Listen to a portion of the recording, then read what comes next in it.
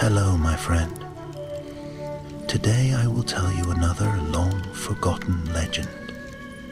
Close your eyes and let the magic transport you to Middle-earth.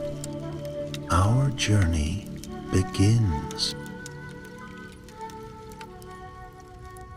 Long ago, before the War of the Ring and even before the shadow of Mordor crept again across Middle-earth, there came 5 wise beings from the west. They were not men nor elves, but Maiar, spirits sent by the Valar to guide the free peoples against the power of Sauron. They came in the shapes of old men clothed in gray, brown, and white, hiding their might beneath humble forms. Foremost among them was Curanir, whom men would call Saruman the White. He was the head of the Order of Wizards, noble in bearing and unmatched in knowledge. His eyes were keen, his mind sharp as steel. Long he studied the making of things, the secrets of the earth and of power, and he sought wisdom in every craft known to the free peoples.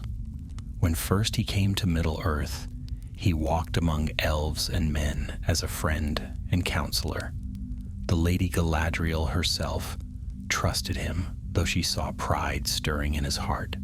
Elrond welcomed him in Rivendell, and the men of Gondor listened to his counsel with reverence.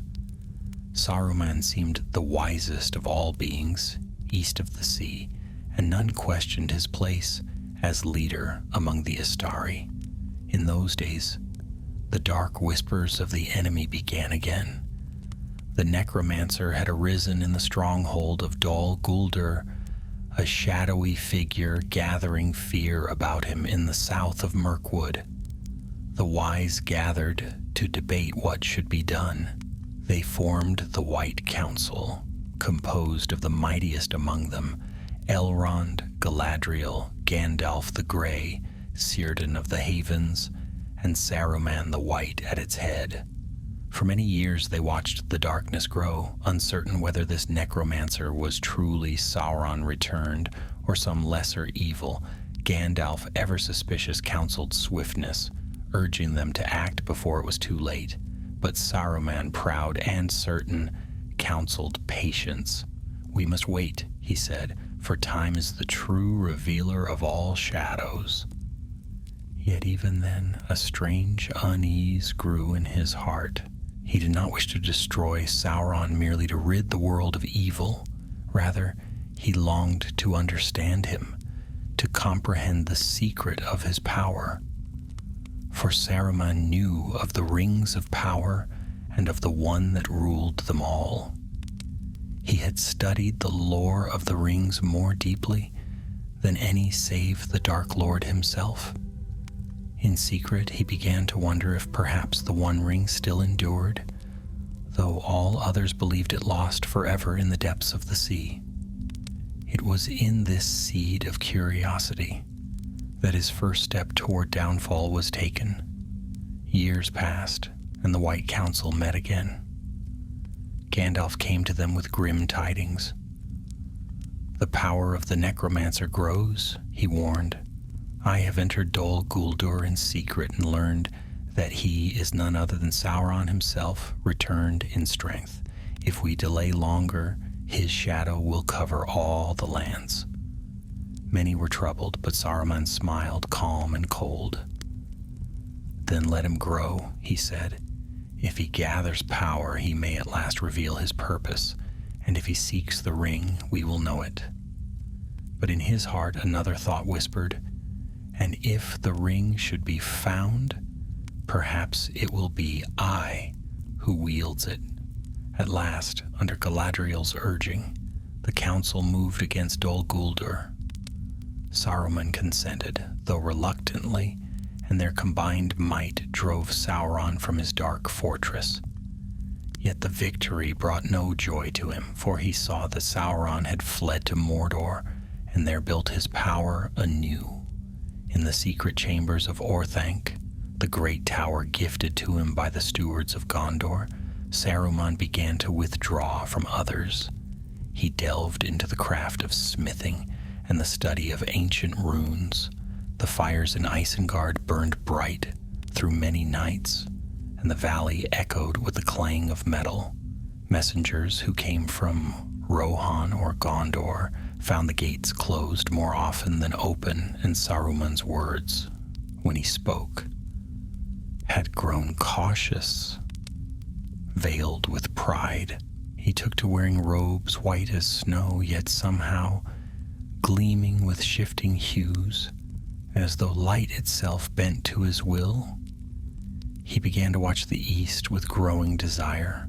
Reports came of dark shapes moving in the mountains, of orcs gathering where none had been seen for long years.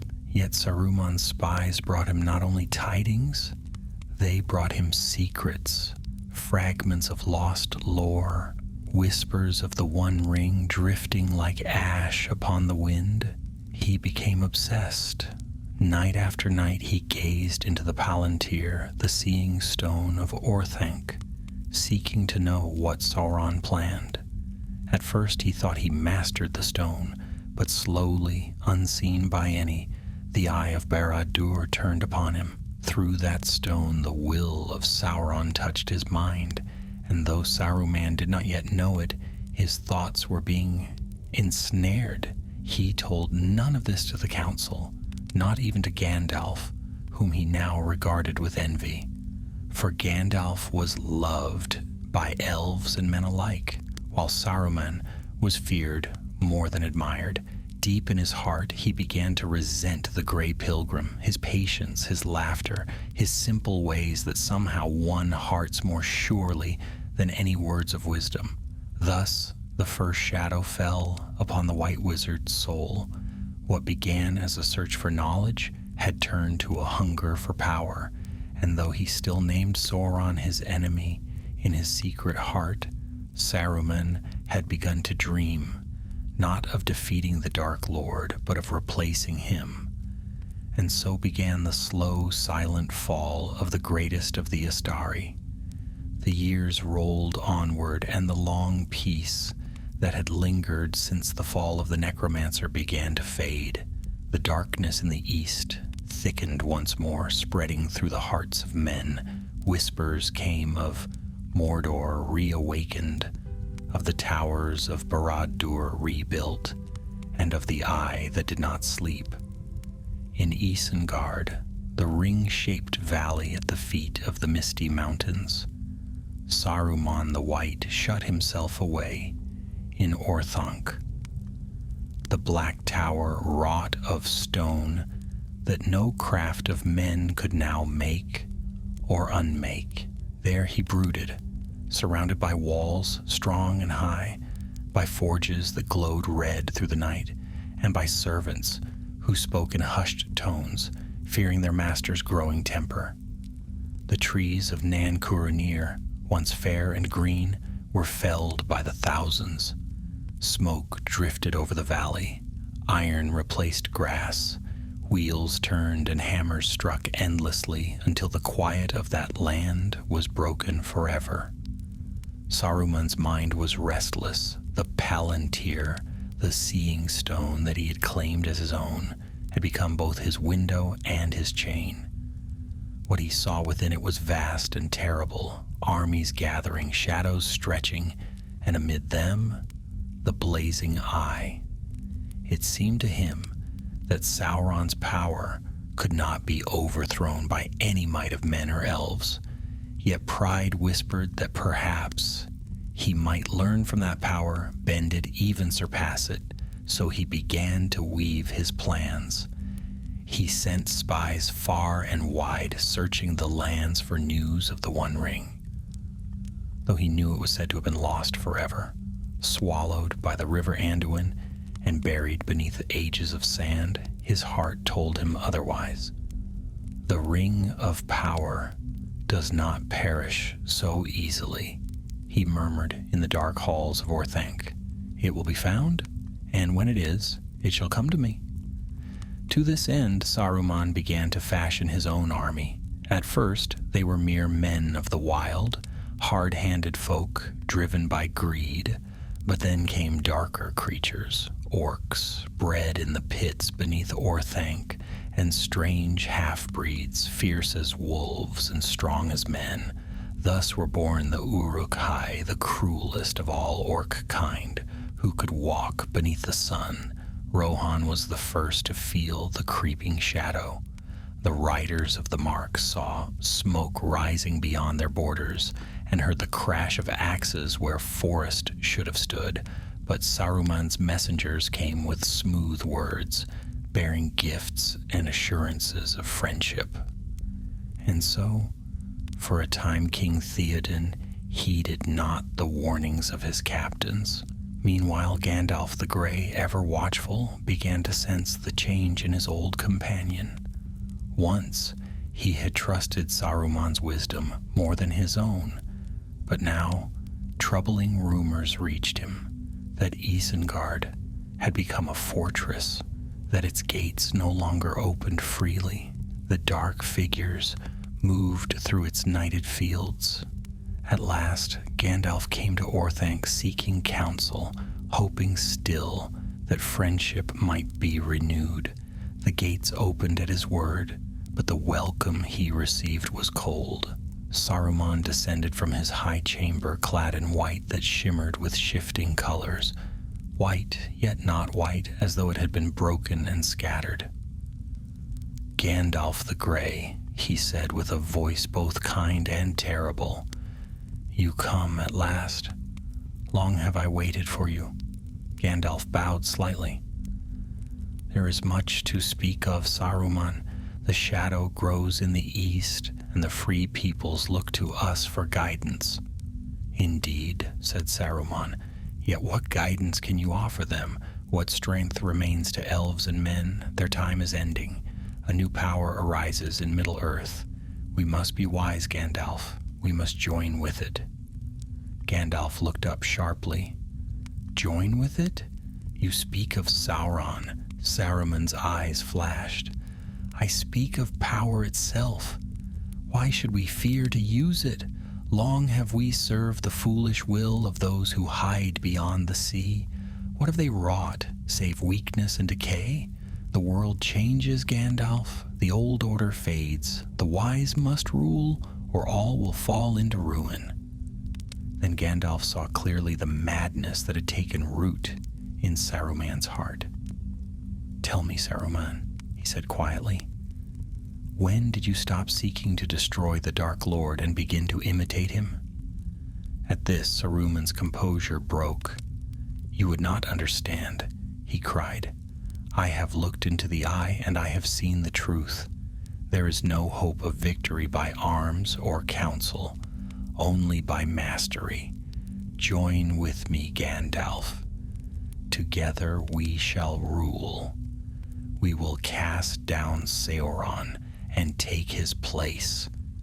But Gandalf refused. "I will have no part in this. Do not desire to rule in his stead, Saruman, for he who would supplant the Dark Lord becomes no less dark." Then Saruman's voice turned cold as iron. "So you have chosen the way of fools. Very well. I did not summon you here for counsel, but for judgment." With a gesture of his hand, he spoke a word of command, and Gandalf felt the floor beneath him rise and tilt. He was borne upward to the pinnacle of Orthanc, and there the door closed behind him with a sound like thunder. "Look out upon your doom," Saruman's voice echoed from below. "When the wheel of power turns, you shall see which of us was wise." And so Gandalf was imprisoned in the tower, alone beneath the open sky. Days turned to weeks. He could see far across the plains of Rohan, but the way down was barred by guards, men and orcs alike, bound to Saruman's will. Yet hope had not abandoned him. One night, as the moon rose silver over the mountains, a great shadow swept across the stars, a creature of air and might. It was Gwaihir the Wind Lord, swiftest of the great eagles, sent by Radagast the Brown, who had unknowingly carried Saruman's false summons to Gandalf. Gwaihir found him upon the pinnacle, weary but unbroken. "I was sent to bear you from peril," said the eagle. "Climb upon my back, and I will carry you from this prison." And so Gandalf escaped the dark tower, borne aloft by wings of wind, while Saruman below gazed into his stone and saw too late that his prisoner had fled. Rage filled him then, rage and fear, for he knew that Gandalf would speak of his treachery, and thus his war against the free peoples truly began. The summer waned, and the long shadows of Isengard stretched far across the plain. The forges burned without ceasing, and the black smoke from their chimneys dimmed the western sky. The voice of hammers echoed through the valley, shaping weapons and armor fit for a dark host. Beneath the Tower of Orthanc, in pits deep and cruelly dug, Saruman's servants toiled day and night, breeding armies of orcs and forging engines of war. No longer did he hide his labors beneath fair speech or the guise of wisdom. His messengers, who once carried counsel and knowledge to the halls of men, now brought threats and demands. Yet in Edoras, the golden hall of Rohan, the king was not wholly aware of the peril rising beyond his borders. For Theoden, son of Thengel, had grown weary and bent before his time. His mind was clouded, his will weakened by the whispering counsel of Grima Wormtongue, a pale man with eyes like the gleam of oil upon water. Grima spoke softly of friendship and fear, of the need for caution, of Saruman's wisdom. Each word dripped like poison, and Theoden listened. Thus Rohan slept while its lands were watched by enemies. Far to the north, Gandalf the Grey, having escaped Orthanc, rode upon the wings of Gwaihir to the eaves of Lothlorien, where Galadriel received him with sorrow. There he learned of the stirrings of the ring and the journey of Frodo the Hobbit, and though his road would lead him eastward, his heart remained troubled by the thought of Saruman, his brother in wisdom, now fallen into deceit. Meanwhile, Saruman's will tightened like a snare. He sent his spies into Rohan, disguised as traders and wanderers, to sow doubt and fear. Riders who patrolled the Westfold vanished without trace, and travelers spoke of orc raids near the fords of Isen. Soon the land was filled with rumor and unrest. At last, the veil was torn. A great host poured forth from Isengard, clad in black mail and bearing the white hand upon their shields. They were orcs and men mingled, fierce and swift, armed with cruel blades. At their head rode captains bred for slaughter, and behind them thundered the engines of war. So began the first battle of the fords of Isen, where Theoden's marshal, Theodred, son of the king, met Saruman's might. The river ran red with blood that day. Theodred was slain, though he fought valiantly upon the riverbank. His body was borne away by loyal riders, but his death struck Rohan like a blow to the heart. When word of this reached Gandalf, he hastened to Edoras. He came at last to Meduseld, the golden hall, and stood before the king. There sat Theoden upon his high seat, his eyes dim, his shoulders heavy, and beside him, whispering ever in his ear, was Grima Wormtongue. "Speak not to the king," said Grima, "he is weary of tidings of war." But Gandalf's voice rang clear, like the sound of wind sweeping through the mountains. "Darkness comes from Isengard, not from the east. Even now Saruman's armies march upon your borders. Will you sit idle while your people fall?" Theoden stirred, and for a moment his gaze cleared. "You would speak ill of Saruman? He has ever been my friend." Then Gandalf cast aside his gray cloak, and light seemed to fill the hall. "I am Gandalf the White," he said. "Saruman's power is broken. His voice no longer commands the hearts of the free. Rise, Theoden. son of Thengel, your hour is not yet over." The spell that had held the king was broken. He stood tall and strong again as if years had fallen from his shoulders. His hand grasped his sword, and he cried aloud, "Arise now, riders of Theoden, forth Eorlingus." So it was that Rohan awoke at last. The king rode forth from Edoras at the head of his host, banners streaming, to meet Saruman's wrath upon the plains. Meanwhile, in Isengard, Saruman's rage grew. His eyes burned with a fevered light as he watched from the balcony of Orthanc. Through his palantir he saw the riders of Rohan mustering, saw his plans begin to waver, yet still he believed himself invincible. "Let them come," he said. "My armies are endless, my power unbroken. They will fall before the storm." But there was one he had not reckoned upon. The shepherd of the trees, the ancient being called Treebeard. Deep in Fangorn Forest, the Ents had long watched the hills of Isengard, mourning the loss of the trees cut and burned by Saruman's servants.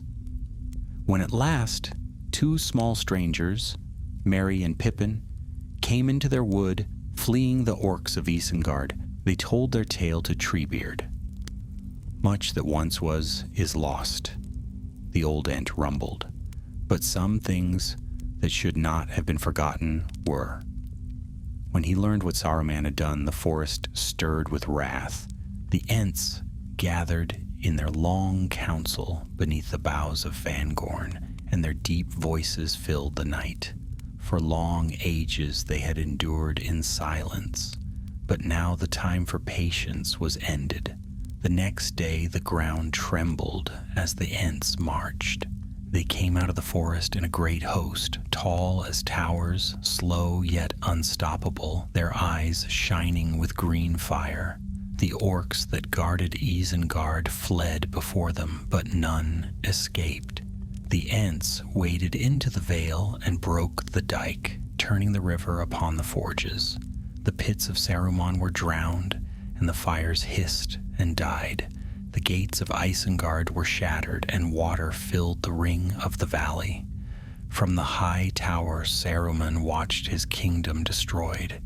His pride, his machines, his armies, all swept away by the fury of the ancient earth. Yet even then his heart did not yield.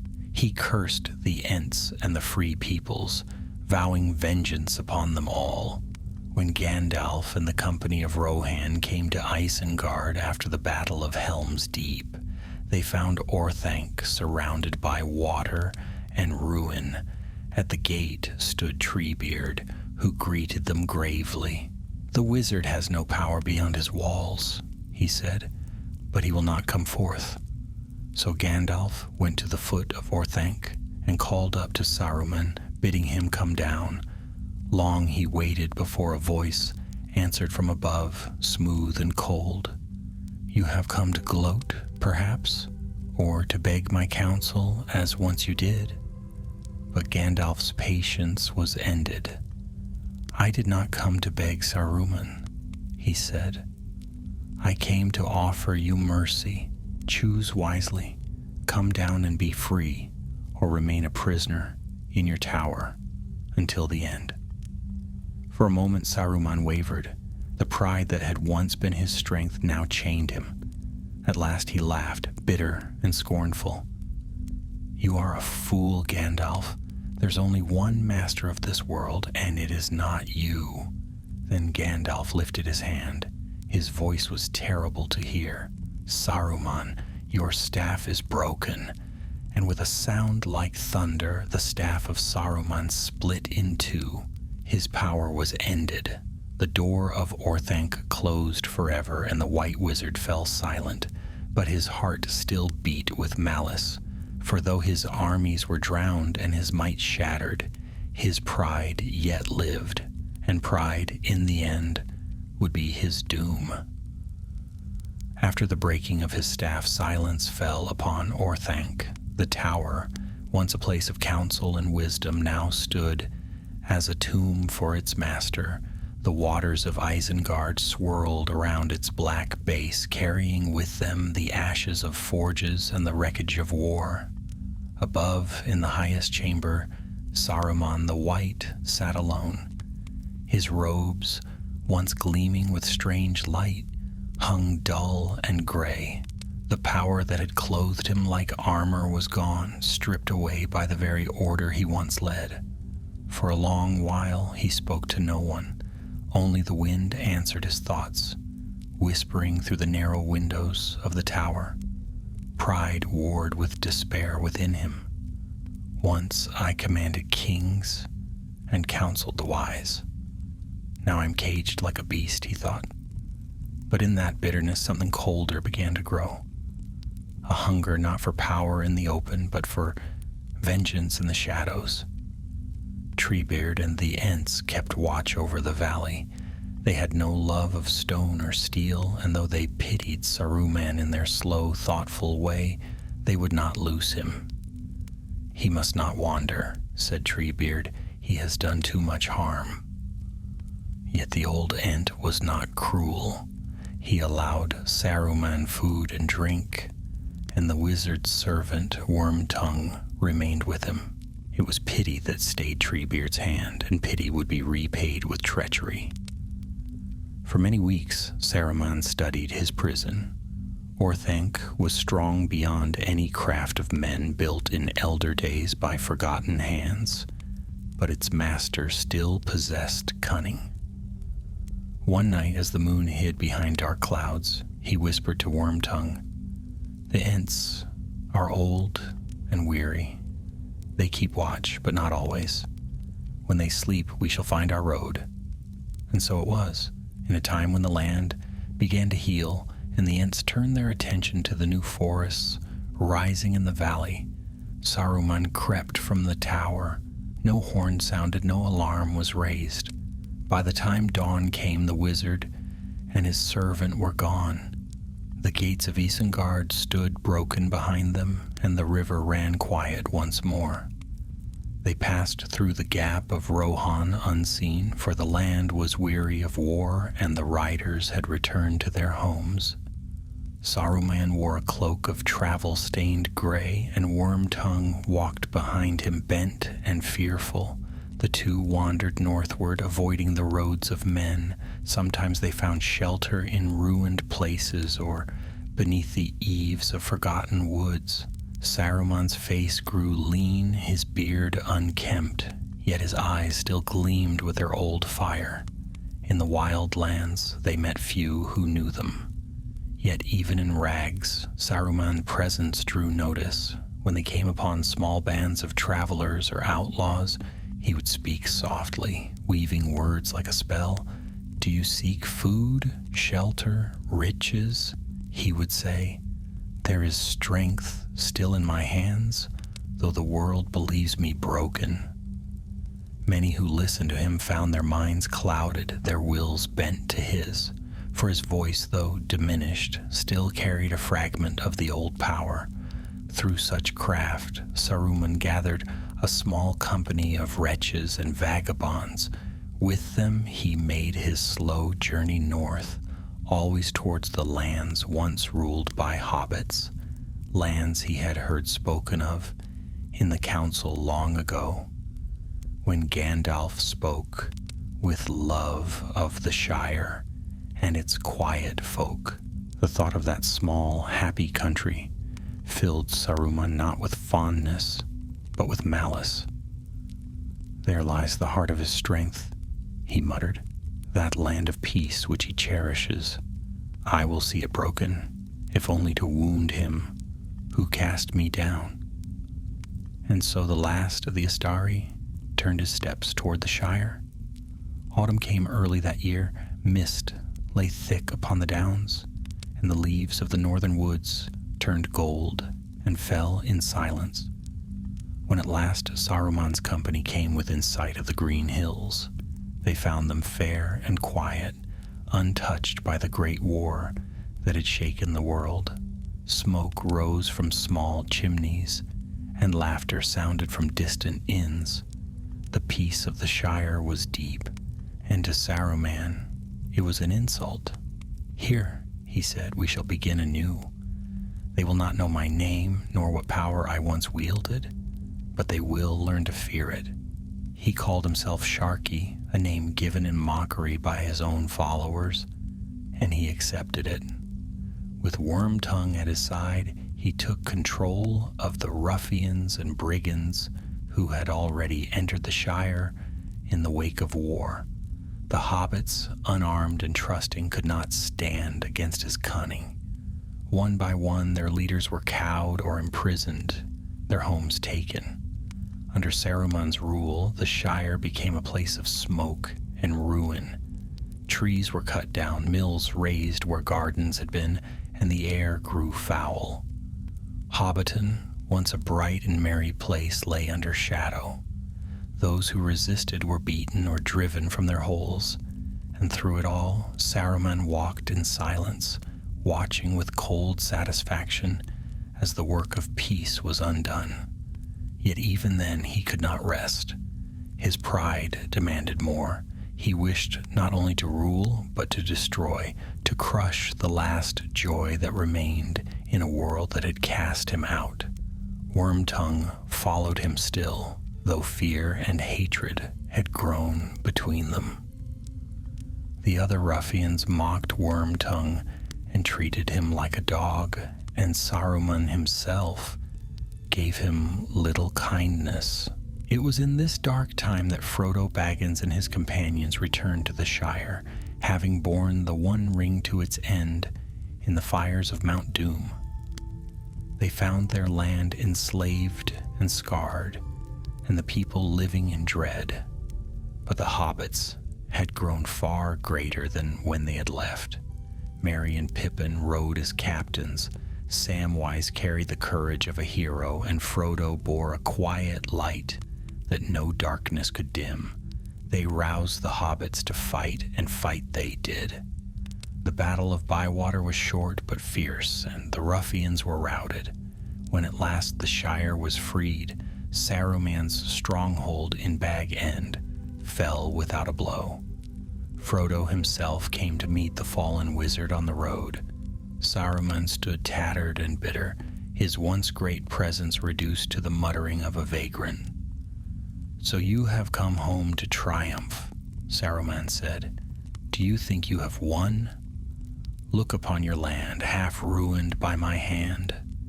You cannot heal all wounds." Frodo regarded him with pity. "Go, Saruman," he said softly. "Leave this land and trouble it no more. You have lost everything worth keeping." For a moment, Saruman's face twisted with rage, but he saw that Frodo spoke not with mockery, but with mercy, and that stung him most of all. "Mercy," he spat. "You show me mercy, hobbit. Keep your pity. I have none left to give." He turned away, and the ruffians scattered before him. Yet one remained. Wormtongue crept behind, cowed but bound by long misery. As they passed out of Hobbiton, the last light of day touched the road. Saruman, still muttering, kicked at his servant. "Get out of my sight, Worm," he cried. "I have no use for you." Then Wormtongue rose up, trembling and fierce, and before any could move, he drew a knife.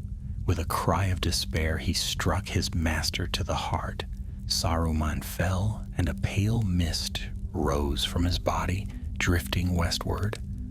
But a cold wind from the mountains came, and the mist was blown away, fading into nothing. So ended Saruman of many colors, once the greatest of the Astari. The hobbits buried his body at the roadside, and none spoke ill of him thereafter. For though his deeds were dark, his fall was a sorrow, not a triumph. Thus the last echo of the White Council passed into legend, and the long shadow of Saruman was lifted from Middle-earth forever. Peace returned to Middle-earth at last. The War of the Ring had ended, and the Dark Lord was no more. Mordor lay silent, its fires quenched, its towers broken. Across the lands, spring came again, hesitant at first, but growing with every sunrise. The people of Gondor and Rohan rebuilt their homes, the dwarves reopened their halls, and the elves sang once more beneath starlit skies. Yet even in victory, the memory of darkness lingered, like a shadow behind the light. In the White City, Minas Tirith, the banners of the king flew high. Aragorn, now crowned Elisar, ruled with wisdom and mercy, his hand steady, his gaze clear. The free peoples of Middle-earth found hope in him, and his name was spoken with love in every land. The scars of war were many, but under his rule they began to fade. Yet not all wounds could be seen. Some ran deeper than stone or steel could mend. Far to the north, in the quiet green hills of the Shire, the hobbits too had begun to heal. The mills that Saruman's ruffians built were torn down, and trees were planted in their place. With seeds given by the Lady Galadriel herself, Samwise Gamgee restored the land. Within a year, flowers bloomed brighter than before, and the Shire seemed fairer than memory. The wounds left by Sharky's hand were fading, but not forgotten. Frodo Baggins, however, found no rest. Though the Shire smiled once more, his heart was burdened by shadows no light could touch. The memory of the ring of fire and darkness and the weight of temptation lingered within him. His friends saw it in his eyes, the distant gaze, the weariness that no sleep could cure. Often he walked alone along the lanes and across the fields, and sometimes he would pause, as though listening to something beyond the wind. He smiled when spoken to, but his smile no longer reached his eyes. Sam, faithful as ever, tried to comfort him. "It's all over now, Mr. Frodo," he would say. "The shadow's gone, and there's naught to fear." But Frodo would shake his head gently. "Gone for you, perhaps, Sam, but not for me. Some wounds go deeper than the skin." The others, Merry, Pippin, and the folk of the Shire, did not understand.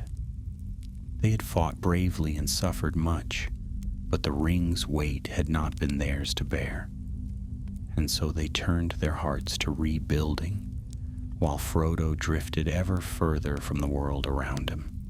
One autumn evening, as the year drew to its end, Frodo sat beside the fire in Bag End, his old home restored and bright.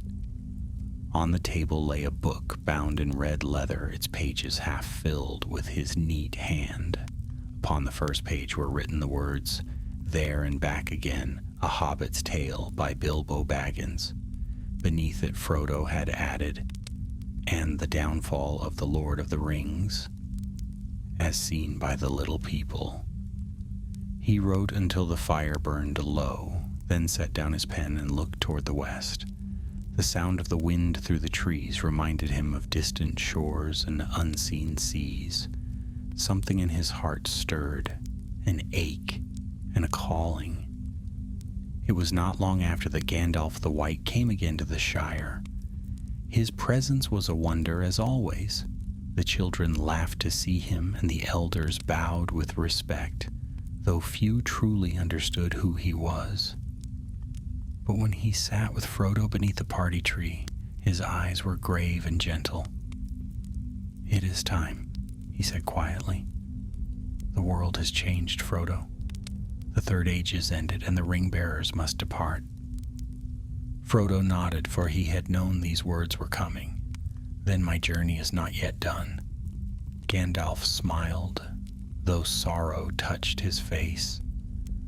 "No, my dear hobbit, your part in the story ends not here, but beyond the sea, where pain and memory will find peace. The Valor have granted you that grace." When the day came, Frodo told no one save Sam, Merry, and Pippin. Together they rode through the autumn mists to the Grey Havens, where Elrond, Galadriel, and Bilbo awaited. The sea lay before them, wide and shining beneath the setting sun. Frodo embraced his friends for the last time. "I have been too deeply hurt, Sam," he said softly. I tried to save the Shire, and it has been saved, but not for me. I must go. Then, weeping, Sam watched as Frodo stepped aboard the white ship beside Gandalf and the elves. The sails caught the west wind, and the vessel glided away until at last it vanished beyond the horizon. So the ring-bearer passed into the west, and the last of the great deeds of the Third Age came to its end. In time, peace deepened. Samwise Gamgee became mayor of the Shire, and his gardens flourished.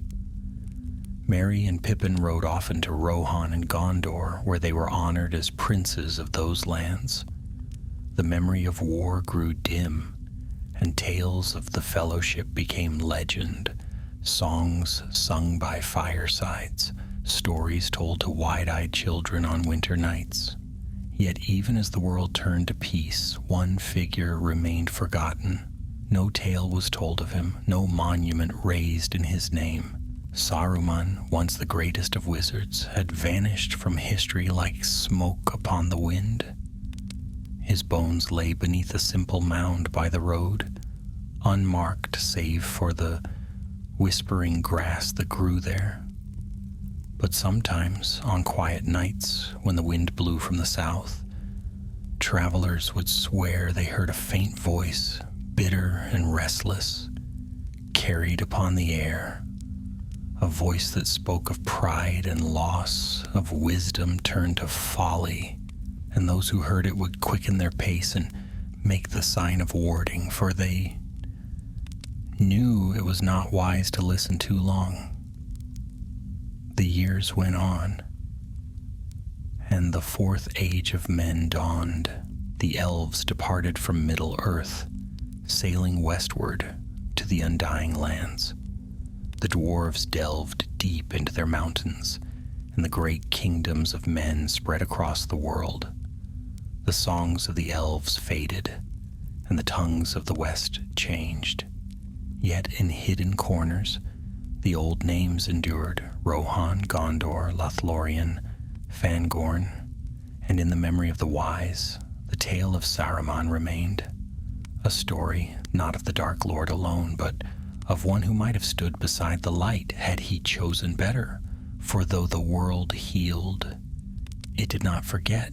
The fall of Saruman was a warning etched upon the hearts of those who came after, that even the brightest flame may burn to ash, and that pride once kindled can consume even the greatest of the wise. So ended the tale of the White Wizard. The wind carried his memory beyond the mountains and across the seas, where it was lost among the songs of time. Yet in the hearts of those who remember his story endures, a shadowed lesson in the long history of Middle-earth. Years passed like golden leaves falling into a quiet stream, and the memory of the War of the Ring drifted into legend. The great deeds of that age became tales told by firelight, half believed, half forgotten. Yet the world turned still beneath the same stars that had watched over the First Age. And though much was lost, not all was ended. The Fourth Age belonged to men. Their kingdoms spread across the wide lands of the West, and their cities gleamed where once lay ruin. In Gondor, the White Tree blossomed anew, and King Elisar ruled long and wisely beside Queen Arwen Undomiel.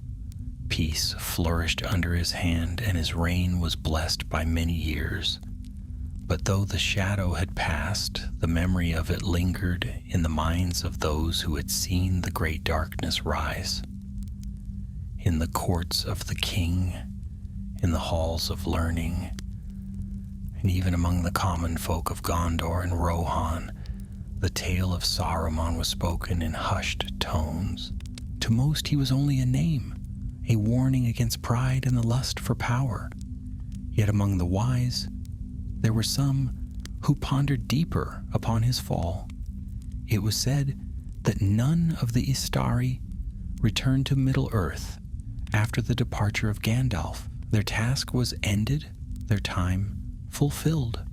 But in hidden libraries, among scrolls preserved from the elder days, scholars found fragments of writings that hinted at more. Some spoke of a spirit once great, who had turned his wisdom to craft and knowledge, and whose heart, though blackened by envy, had once sought to serve the light. In those years, a lore master of Minas Tirith, Berethil, devoted himself to the study of the Astari. He was an old man by the time he began his work, his hair silver, his eyes keen with curiosity. He had been a child during the reign of King Elisar's youth, and the tales of that age had filled his heart with wonder. But it was not the glory of heroes that drew him. It was the mystery of the fallen. Evil is not born but made, Berethil would often say. And in understanding how the greatest may fall, we may guard against such ruin ourselves. He gathered every scrap of lore he could find, parchments from the ruins of Isengard, notes left by travelers who had crossed the lands where Saruman once walked.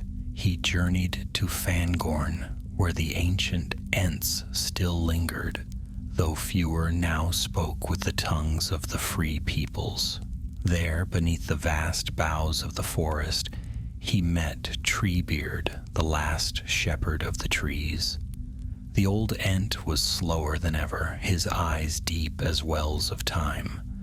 When Berethil asked him of Saruman, the great being sighed like the wind through hollow branches.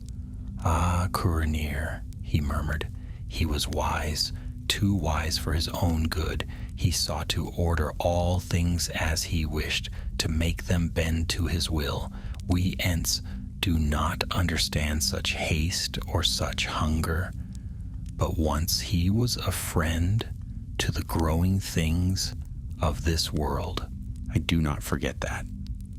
Treebeard led Berethil to the ruins of Isengard, now overgrown and green. The waters had long receded, and where the fires of Saruman's forges had burned, new forests had sprung. Ivy climbed the black stones, and birds nested in the cracks. The Tower of Orthanc still stood, tall and unbroken, a relic of ages no hand could change. "It endures," said Treebeard, "for it was made in the time of the great powers, and no storm or axe can bring it down. Saruman's shadow is gone, but the memory clings to these stones. Do you hear it?" Berethil listened. The air was still, yet in that silence he fancied he heard faint echoes, a whisper no louder than the sigh of the wind, as if the tower itself remembered. When he returned to Minas Tirith, Berethil wrote what he had learned. His work was titled Curanir the White, The Fall of the Wise. It told not only of Saruman's pride, but also of his beginnings, of his loyalty to the Valar, of the long centuries when he walked Middle-earth as a guide to its peoples.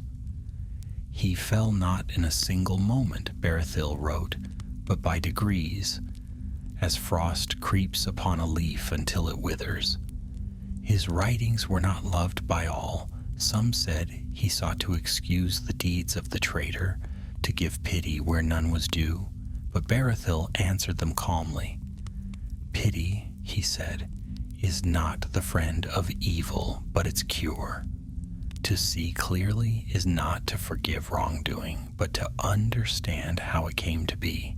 If even one soul may be turned from pride by this tale, then Saruman's fall will not be in vain." So it was that the memory of the White Wizard endured, not as a villain of children's tales, but as a solemn lesson to the wise. And though many ages would pass, and men would forget the elves and the songs of the sea, there would always be those who remembered the Astari and their purpose. In time, Berethil himself grew old and weary. On his final journey, he returned once more to Isengard. He walked alone beneath the starlight, for the valley was empty now, save for the whisper of leaves. There, at the foot of Orthanc, he knelt and placed upon the ground a small white flower. "May even the fallen find peace," he said, and his voice was carried softly away by the wind. When he was gone, the valley of Nan Curanir slept beneath moonlight. The tower rose like a shadow of the elder days, unyielding and silent. But those who passed that way in later years said that sometimes when the stars were bright and the night still, they saw a faint glimmer high upon the tower, a light like a ghostly flame, neither kind nor cruel, flickering once before vanishing into the dark. Perhaps it was only a trick of the eye. Perhaps it was memory caught between earth and sky. Yet others whispered that it was the last remnant of Curanir's spirit, no longer proud, no longer seeking dominion, but watching, perhaps, as the world moved on without him. For even the fallen, it is said, are not wholly forgotten by the world they sought to rule, and thus, in the long twilight of the Fourth Age, the tale of Saruman the White found its end, not in wrath or glory, but in quiet remembrance beneath the stars of Middle-earth. The years of King Elisar's reign ripened like a long summer, rich with peace and the works of men. The white city shone again, its towers gleaming beneath the sun, and the lands that had known war grew fertile once more. Rohan's fields filled with horses and song, and the distant north was no longer wild, for the king's rule reached even to the ancient lands of Arnor. But though kingdoms prospered, the memory of the elder days began to fade. The elves had long departed, sailing westward into the undying lands, and their songs were heard no more save in fragments remembered by lore masters. The dwarves, too, withdrew deeper into the mountains, their numbers dwindling. The age of wonder was passing into the age of men, yet in secret corners of the world, old things lingered still, shadows and whispers, remnants of powers that once shaped the fate of Middle-earth. And among these was the story of Curunir, the White Wizard, whose fall from wisdom to ruin remained a warning to those who sought mastery without humility. Long after Berethil's time, his writings were gathered into the archives of Minas Tirith. They rested there, forgotten for a while, until a young scholar named Elendor of Dol Amroth discovered them. He was a dreamer, given more to curiosity than ambition, and his heart was drawn to tales of the elder days. In the dim light of the library, he read the words of Berethil and felt a strange stirring, pity for the fallen wizard and wonder for the vanished age in which such beings walked among the peoples of Middle-earth. Curunir the White, he murmured to himself. How strange that one so mighty should come to such an end, slain by his own servant. Can it truly be that all his wisdom perished with him? The thought would not leave him, though his elders counseled him to turn his mind to living matters. Elendor began to gather fragments of lore from every source he could find. He spoke with the Dunedain of the north, who kept still the memory of the Ring War. He searched the ruins of Isengard, where Orthanc yet stood black and proud, though empty. There, among the stones, he found traces of craft that no man could decipher, rings of metal fused with no seam, carvings that seemed to shimmer faintly under starlight. Elendor began to believe that Saruman's spirit had not wholly fled. "The body may die," he wrote, "but the works of such a mind do not vanish utterly. In the shaping of the world, even ruin leaves its echo."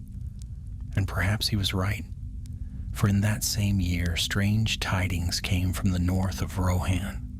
Shepherds spoke of lights moving over the plain by night, pale glimmers that danced like ghostly lanterns near the place where Isengard had once burned. Travelers who ventured close said they heard voices in the wind, one proud, one pleading, fading into the sigh of the trees. The tales reached the court of King Eldarion, son of Elisar, who now ruled Gondor. The king, wise as his father, listened gravely, but gave no command, for he was a man of reason and feared not ghosts. Yet Elendur's heart burned with curiosity, and he sought leave to go and see. With the king's blessing, he journeyed westward, across the plains of Rohan and through the ancient gap, until he came once more to the ringed valley of Isengard. The land was green and quiet. The river that once drowned the forges now flowed gently through meadows thick with reeds. Birds sang where once the shriek of orcs had echoed, but at the center, untouched by age or storm, the tower of Orthanc still rose, dark as obsidian, piercing the sky. Elendur camped near its base, and on the second night he climbed the broken stones that led toward its gate. It was sealed, cold and smooth to the touch, without mark or crack. He laid his hand upon it, and the air seemed to hum faintly beneath his palm. The moon was high, and its light glimmered upon the tower's sides like a crown of frost. Then, faint and distant, a voice spoke, not in words, but in a feeling, a whisper of thought. "Why do you disturb my rest?" Elendur started, his heart hammering. "Who speaks?" he called aloud. "Is this the echo of Curunir?" There was no answer, only silence. Yet he felt something stir deep within the tower, like the memory of a storm long past. He stepped back, trembling, and watched as a faint light appeared high above, near the very crown of Orthanc. It glowed for a moment, white, then silver, then gone. The next morning, Elendur wrote all that he had seen in his journal.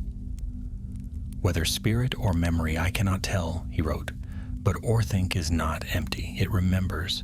Perhaps the spirit of the White Wizard lingers still, bound to the stone he loved too well. If so, may the Valar grant him rest at last." He returned to Minas Tirith, but the experience haunted him. He dreamed often of a tall figure clothed in pale light, standing at the summit of the tower, gazing westward with eyes of sorrow. In time, Elendur grew old, and his book was placed beside Barathil's in the archives. Centuries passed, and few ever read them again. Yet the legend endured, and travelers told of Isengard with awe. Some said the valley was blessed, for no evil thing dared enter it. Others claimed it was cursed, that those who lingered too long heard voices in the dark, promising knowledge and power beyond mortal reach. Thus, the name of Saruman passed into myth, a tale of pride and downfall, of wisdom lost and power turned to ruin. But among the wise, a quiet belief endured that perhaps, in the far-off west, where all the spirits of the Valar once dwelt, Curunir's Fea had at last been gathered and judged, not with wrath but with sorrow, for even in his pride he had not been wholly evil. Once, long ago, he had walked in the light, a servant of the same purpose that guided Gandalf himself, and though he had strayed, his story was bound forever to the great design of Middle-earth. So ended the tale of the White Wizard, not with fire and fury, but with a whisper fading into time. The world of men grew older, the stars dimmed, and the memory of magic slipped away like a dream upon waking. Yet in the deep places of the earth, in the whisper of wind through stone, the echo of Curunir remained, a lesson and a lament for the wisdom that is lost when pride forgets its purpose. And so the years turned, and the Fourth Age waned, and the world passed on.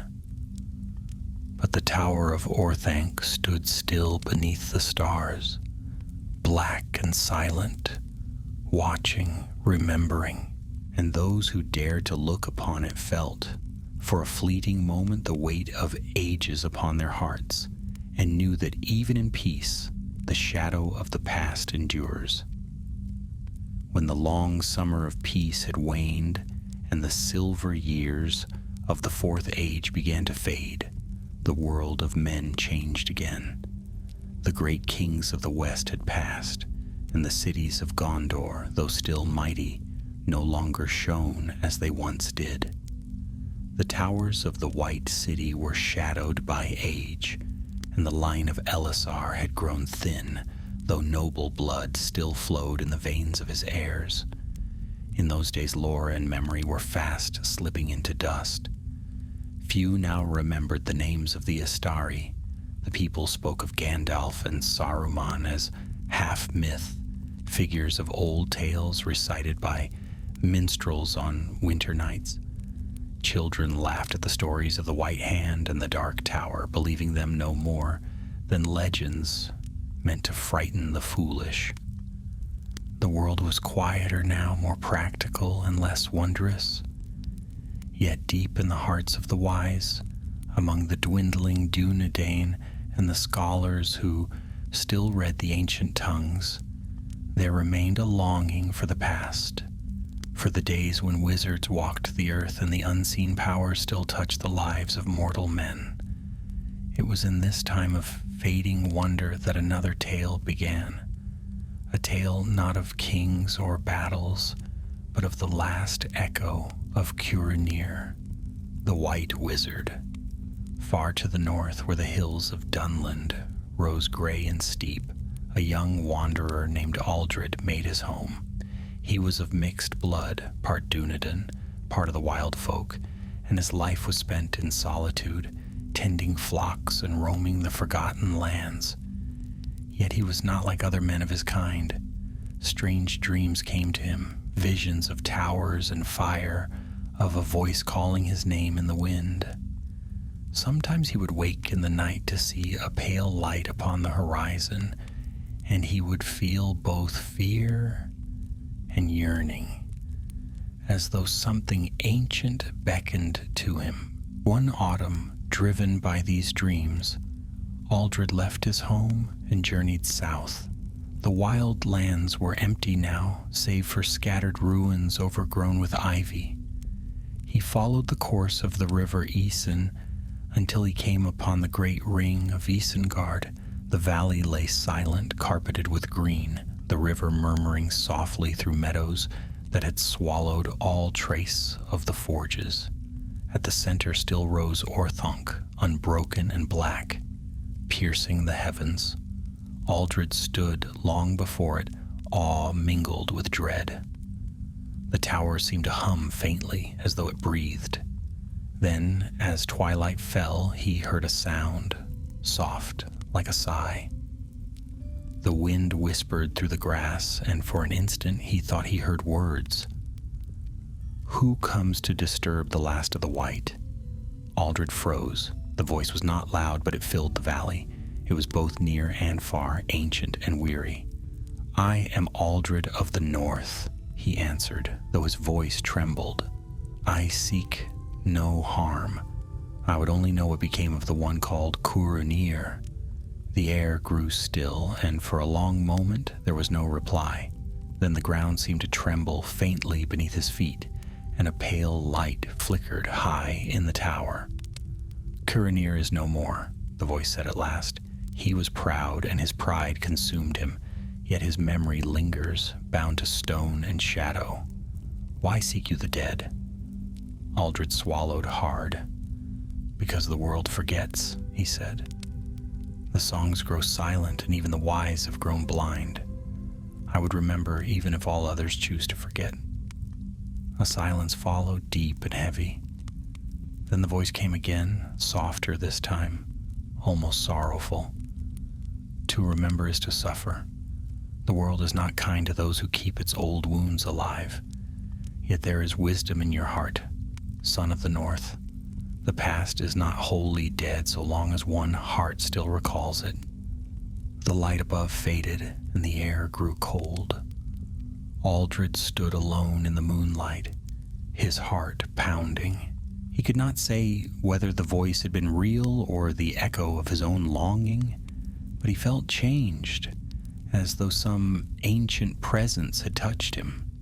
He built a small house near the edge of the valley and remained there for many years. Travelers who passed that way spoke of a strange man who lived in the shadow of the tower, tending gardens where once the forges had burned. He asked nothing of them but tales of the world beyond, and at night, they said, they saw a faint white glow from his dwelling, like starlight fallen to earth. Aldred grew old, yet his eyes remained bright. Often he would walk to the base of Orthanc and lay his hand upon the cold stone. "You are not forgotten," he would whisper. "The world moves on." But I remember. In time he too passed away, and his house crumbled. But after his death, strange things were told of that valley. Shepherds claimed that the fields of Isengard never withered, even in drought, and that the grass grew silver beneath the moon. Some said that a figure could be seen upon the tower at dusk, a tall shadow watching the west. The wise debated long over such tales. Some said the tower held a remnant of Curanir's spirit bound forever to his work, neither damned nor blessed. Others believed it was but the echo of his will, fading like the ring of a bell long stilled. But there were those, few and secret, who whispered that the Valar, in pity, had allowed the spirit of the fallen Maya to linger until at last he learned humility. For it is said that in the ages after the world changed, when the seas shifted and the mountains were broken, a white star was sometimes seen low in the western sky, brighter than all others. The mariners of that time called it Curanir's light, and they said it guided lost sailors home.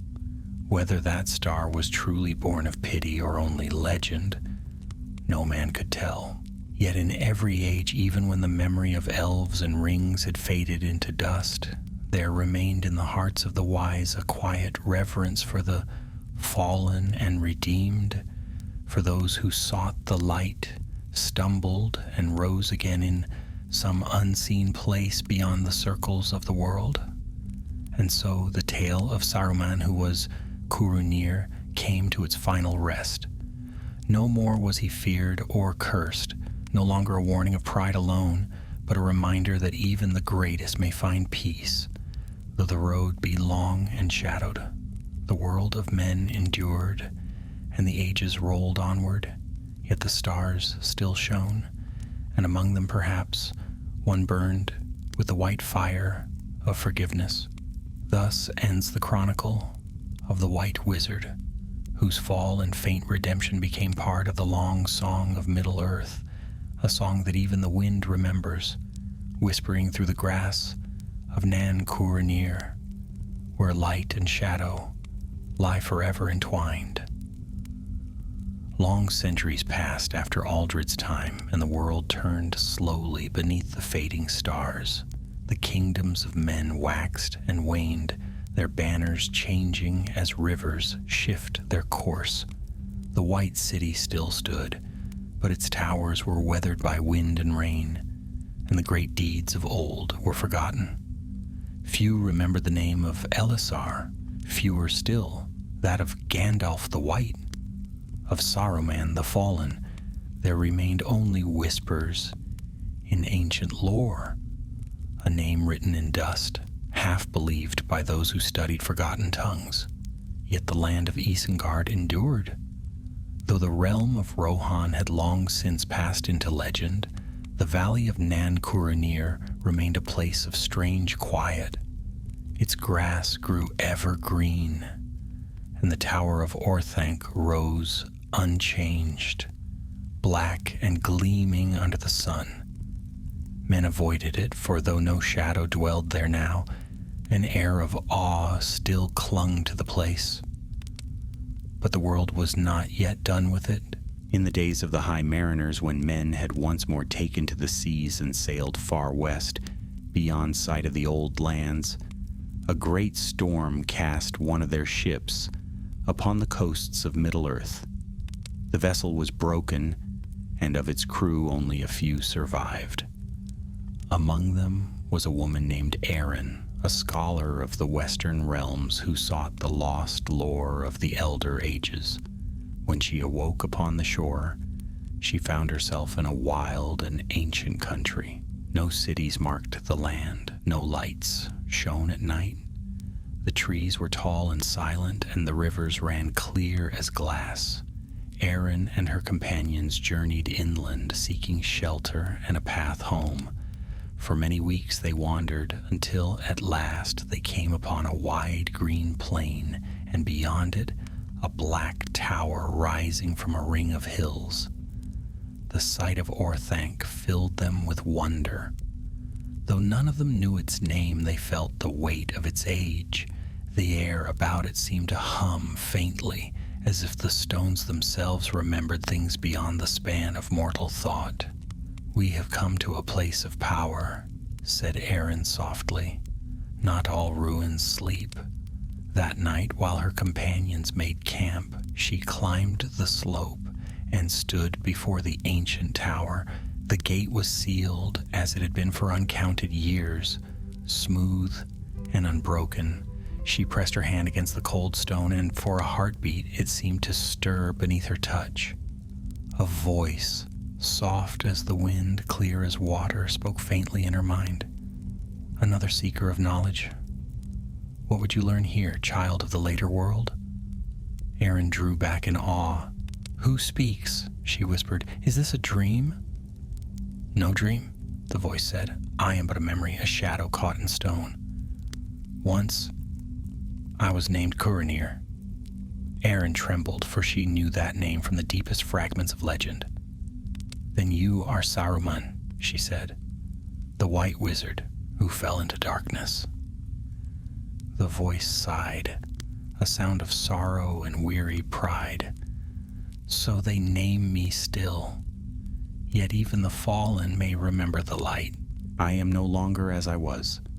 My spirit lingers here, bound to the tower that was my pride. Speak, if you have come to learn." Erin knelt upon the grass. "I have come from the far west," she said.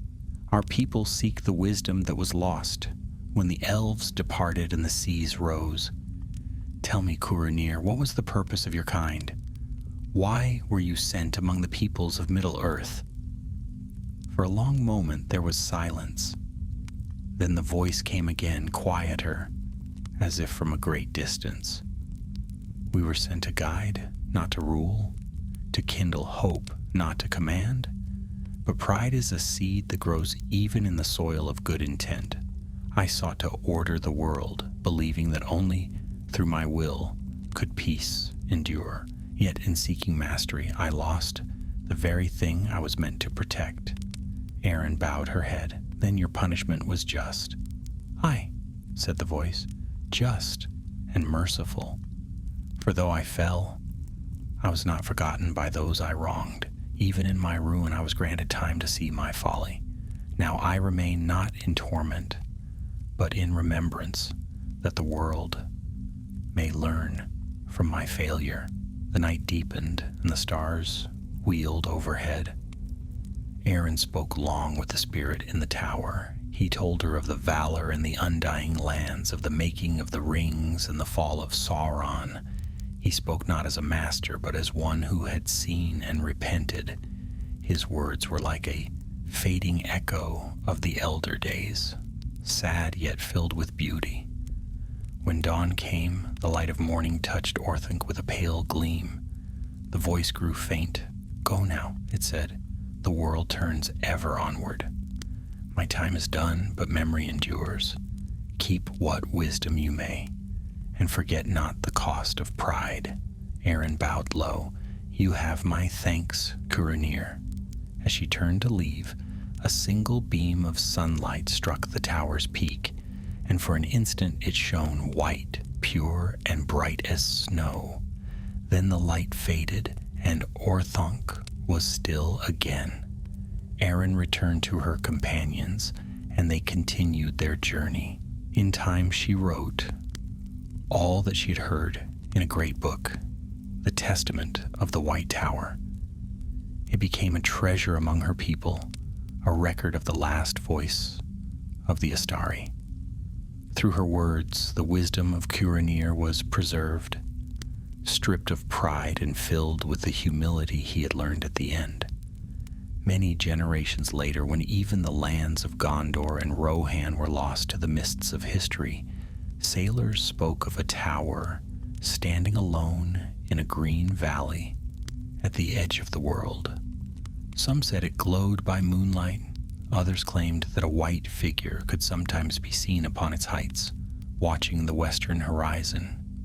And so, though the ages turned and the world changed beyond recognition, Orthanc remained, a silent witness to the folly and redemption of the wise. The name of Curanir passed into the tongue of legend, no longer a curse but a lesson, that even the greatest must bow before the truth of the one who made all things. Thus, the story of Saruman came to its true end. His voice faded into the earth, his pride washed clean by time, until only the wisdom of his repentance remained. The world moved on, but the tower stood steadfast, as if guarding the memory of an age when wizards still walked beneath the stars, and beneath that same sky, eternal and unchanging, the wind whispered through the grass of Nan Curanir, carrying with it a faint echo, neither lament nor boast, but something quieter, like a final breath released in peace. So the last light of the Astari passed from Middle-earth, leaving behind only the enduring lesson of their coming, that power alone cannot save, and that wisdom without love leads only to ruin. 1,000 years and more slipped through the river of time, and the world was changed beyond all memory. The mountains were worn by wind, and the seas had swallowed many lands. Yet still the stars wheeled above in their eternal watch. The names of Gondor and Rohan, of Lorien and Rivendell, lived only in the songs of the few who cherished ancient lore. Men ruled in new kingdoms that knew nothing of elves or rings or wizards. But in one green hollow of the west, hidden by mist and age, there yet stood a tower of black stone untouched by the ruin of ages. Orthanc endured. None remembered now who had raised it, nor what powers had once dwelt there. Travelers who came near spoke of a strange stillness that lay upon the valley. Birds flew high over it but did not rest. Beasts skirted its borders in silence. Grass grew lush and silver beneath the moon, and a quiet murmur of water filled the air like a song. It was a place both fearful and fair, where the weight of forgotten years pressed gently upon the heart. In a distant land beyond the western sea, there lived a scribe named Marinor, descended from the sailors of the High Mariners. His people had long sought to recover the lost knowledge of the elder days, for they believed that wisdom once broken might yet be made whole. Among the relics of his order lay a single fragment of parchment, brittle and half-faded. Upon it were written the words Curanir the White. They meant nothing to his fellows, but Marinor felt a stirring in his heart, as though some echo from the deep past called his name. He left his city of shining domes and sailed eastward, following the faint clues of legend until his ship found the shores of the old world. For many months he wandered through wild lands where no kingdom ruled. He crossed rivers older than memory and walked under forests that whispered of things long gone. At last he came to the valley of Isengard. The evening sun lay red upon the grass, and in its midst rose the tower, tall and black as the heart of night. Marinor drew near with reverence. The tower seemed alive, though silent. Its surface gleamed like polished glass. He felt no malice in it, only a deep sadness like a song half remembered. He pitched his tent beside the river and waited, for he sensed that this place demanded patience. Days passed and the moon waxed full. Then, on the 7th night, a soft light appeared high above the tower's crown, faint and pale as starlight through mist. He rose and spoke aloud in the ancient tongue of lore. If any spirit remains here, let it hear the voice of one who seeks not power, but understanding. A breath of wind stirred the grass, and from the heart of the tower there came a voice, low, distant, yet clear. Long have I slept, bound in stone and memory. Who calls to Curanir? Marinor fell to his knees. I am a seeker of truth. I come from the lands that lie beyond the sea, where your name endures only in fragments. Tell me who you were, that I may remember rightly. The voice was silent for a time, and when it spoke again, it was softer, as though weighed by great weariness. I was once a servant of the West, a bringer of counsel.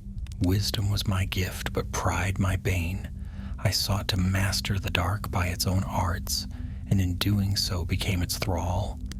Yet at the end I saw my folly, and my spirit was cast into the world I had wronged, to abide until memory faded. Marinor bowed his head. Then you are he whom men called Saruman. A sigh like the wind through distant trees drifted from the tower. That name has long been my burden, but if you have come to remember, then let it be spoken one last time. Saruman the White, once Curanir of the Astari, who fell through pride and rose again through repentance. The scribe listened as the voice told of ages gone, of the Valar and their sending, of the war against Sauron, of the White Council and its breaking. The tale flowed like the last song of the sea, sorrowful yet filled with light. Through it all, Marinor felt both grief and wonder. He understood now that wisdom was not the hoarding of knowledge, but the humility to learn, even from ruin. At dawn, the voice faded, leaving only silence. But before it vanished entirely, it spoke once more. Write what you have heard, child of later days, and let it be known that even the proud may be forgiven. The world forgets swiftly. Remind it that mercy endures. Marinor returned to his camp and wrote until the sun rose high. When his ink ran dry, he pressed his hand to the earth in gratitude. Then he looked once more upon Orthanc. The light upon its peak glimmered faintly, then was gone. The tower stood silent, its duty fulfilled. He journeyed west again, carrying the words of the last of the wizards. In his homeland, he set them down in a great chronicle called The Echo of the White Tower. The book spread among his people and became a work of reverence, not for its power, but for its wisdom. It taught that strength alone cannot save, and that even the greatest fall if they forget compassion. Through his pen, Saruman's final lesson lived anew. As ages passed, the lands changed once more. The seas drew back, mountains crumbled, and new kingdoms arose. But always, when the night was clear, sailors on the western water spoke of a white shimmer far to the east. Neither star nor moon, but a steadfast light above the horizon. They said it was the spirit of Curanir, watching over the world he had once sought to rule, now guarding it in silence. In time, even that tale grew faint, but the words he had spoken through Marinor endured. They were carved upon the door of the great library of the West. Wisdom is not command, nor knowledge dominion. The heart that rules without love builds only its own tomb. Thus the memory of Saruman passed from fear into reverence. No longer a name of scorn, he became a symbol of the peril of pride and the power of repentance. The Tower of Orthanc remained, shining black beneath the endless stars, a monument not to might, but to the long and difficult road toward understanding. And when at last the world was remade and the final age began, it was said that the tower cracked and fell quietly into dust. Out of its ruin rose a single white flower that shone by its own light. The wind carried its seed across the plains, scattering it through all the lands of men. Wherever the flower took root, it glowed softly in the moonlight, and the people called it Curanir's grace. So ended the last trace of the White Wizard in Middle-earth. No throne, no crown, no monument bore his name, only the living bloom that reminded all who saw it that even from folly beauty may yet arise, and that no heart is so fallen it cannot seek the light once more. When the last stars of the Fourth Age faded from the heavens and the long reckoning of men gave way to new ages beyond counting, much that once was fell into silence.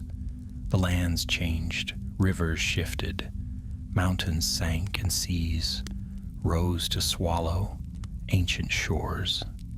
The names of kings and heroes were forgotten, and only the patient earth remembered the passing of ages. Yet in the hidden heart of the world, where time moves softly and the past lingers like a breath upon glass, the story of the White Wizard was not yet wholly ended. The valley that had been Isengard lay beneath the roots of new hills, its ring of stone half buried beneath green mounds and the whisper of long grass. Orthanc itself had endured beyond the ruin of the world of men. The tower, wrought by hands older than the sun, could not be undone by wind or storm, nor by the slow decay of years. It stood like a shard of night, unbroken, gazing toward the western horizon where the sea lay hidden beyond leagues of earth. Few now walked that land. The people of later times had other cares, and the age of magic was a tale told to children. Yet sometimes wanderers, driven by strange dreams or the pull of old songs, came to the valley.